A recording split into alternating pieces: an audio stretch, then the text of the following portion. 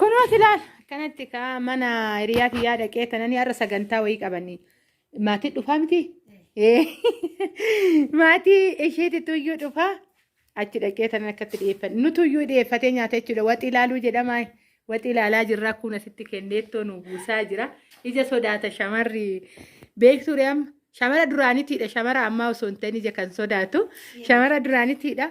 Achi ati dubbattu diriirfannee teenyeeti hojiitu nu dadhabsiisee koottaa nyaaddaa jedhimme. Kan eebbifame haa ta'u ka mee gurshii anchi baay'ee barbaadan abiin jedhee jira.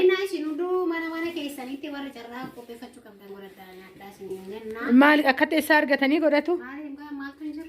Maaltu jiraame? Kunoo ati kenneettoon illee dhufee as jira.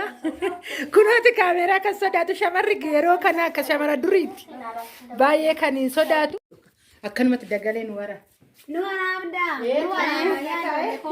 Nyaata hundi keessanuu affeeramtanii jirtu. Namni kana beekna jira ijoollee mana madaamee garbuun gumanii jiru kineettoodha cheersi. Ijoollee wanni hojjetachaa jirti baraanchi mana madaamitti teemira hojjetatu baraan. Inni guka. Dhugaa akka farsootitti mi'aa jiran ijoolleen baay'ee inni hojjetu garuu. Damee machaa'inaa jiru. Ni machaama jedhanii waan kana fayyadamina dhugaa nama macheecha jedhanii of eeggannoo godhaadha. Kana namni hin beekne hin jiraane. Garbuu gubaadha ijoollee. Dubartiin hojjete wati. Hanti dubbadhu meetillee. Mucaan hojjete wati dubarteetti. Dhiirama hojjete. Ati dhiiramu. Dubartuma kan. Anu hedin kan deemaa hojjete. Hundumaa. Duratti koo qamisii kaawwattee hojjette bara masurree kaawwannaan dhiiroofsiiti.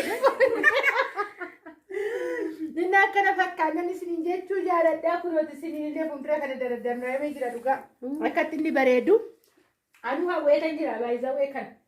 Dura hin kuufamu maali meeshaan manaa garuu. Dhugaa hin kuufama meeshaan manaa. Hin kuufamu bakka kana oofidde kan seechisiisaa kana oofidde kan seechisiisaa. Kanaafuyyuu akkatti fataa jechaa jirra.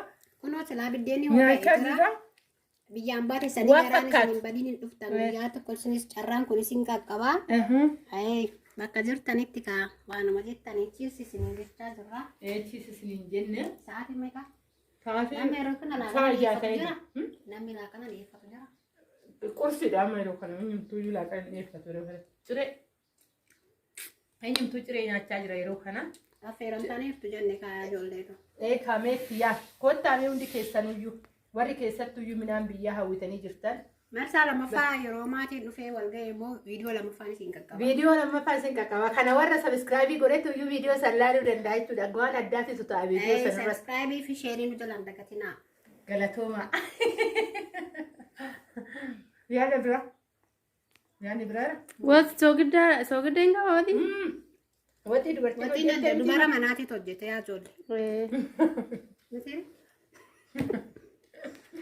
Kanaafuu hamtuutti nafne waxiitti dhugaa dubbachuuf mirtii waxiitti hojjetame. Galatooma. Yuutuubii chaayinaala ayyaantu asallaa nuti keessanuu laayik sheerii fi sabskiraayibii akka gootan kaadhaamsa kiyya. Anis nan dhufa. Nagaadhaan nu kottatis mee dubbadhu. Haga viidiyoo lammaffaa wal agarrutti nagaan nu tura. Baay'ee baay'ee isin jenneera isin jaalanna.